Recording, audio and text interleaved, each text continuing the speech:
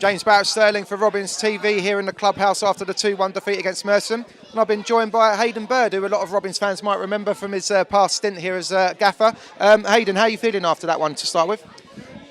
Really pleased with the result. We come here today knowing that Carshalton were very, very dangerous opponents at home. So there was a strategy of how to win the game. To some degree, the plan changed because of the referee's decision. But I thought the players put in a great shift. I think they did exceptionally well. I've been joined by player boss, Peter Adonai. Peter, frustrating afternoon. Initial thoughts? Well, speak for itself, really. We've taken the lead, and then we've conceded 2 extremely poor goals. I mean, we're not exactly a small side. Side has been specifically put together to be able to deal with this situation with corners, such as the first one, and for a player to get a free header inside our 6-yard box without having to jump is ridiculous, to be honest.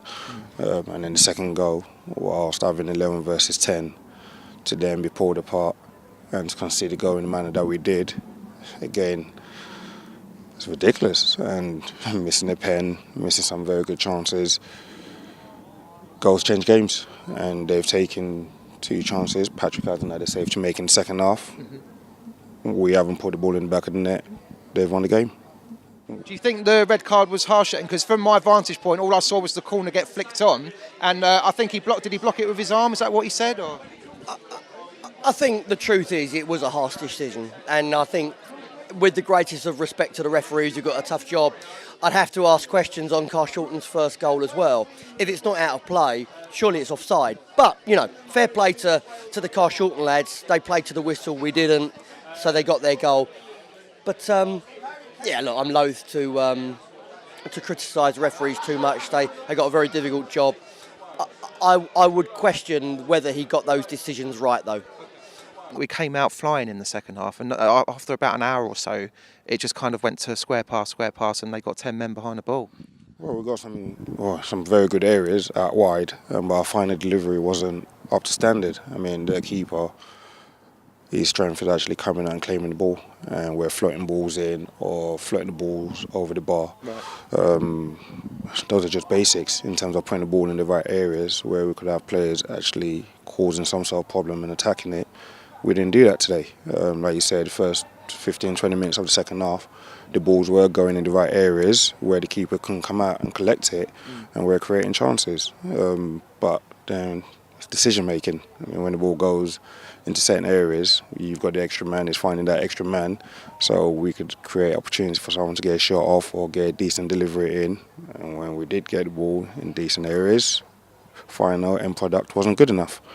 It is very frustrating, and all I could do is apologise to the fans for that performance, because that wasn't good enough, and it's not what, you know, I personally expect of a team that I'm managing and in charge of.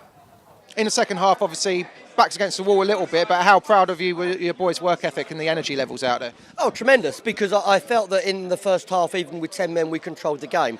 However, knowing Pete as I do, obviously Peter's played for me, I fully expected Peter to come on and be a game changer at the break. Peter gave Carshalton more quality, more ideas and a better control, I thought.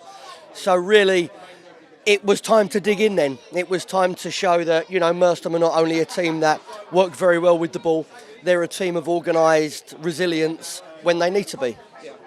Obviously, you don't want to look too far into the future with the Barnet game coming. I didn't want to mention the B word, but I feel like I have to, because players are essentially going to be playing for places when that rolls around, right? Everyone's going to want to be involved. Everyone does want to be involved, but for me the league is the bread and butter. That's the one at the start of the season that we're focusing on. Obviously for that game, players that are informed, that are playing well, will obviously get the shirt.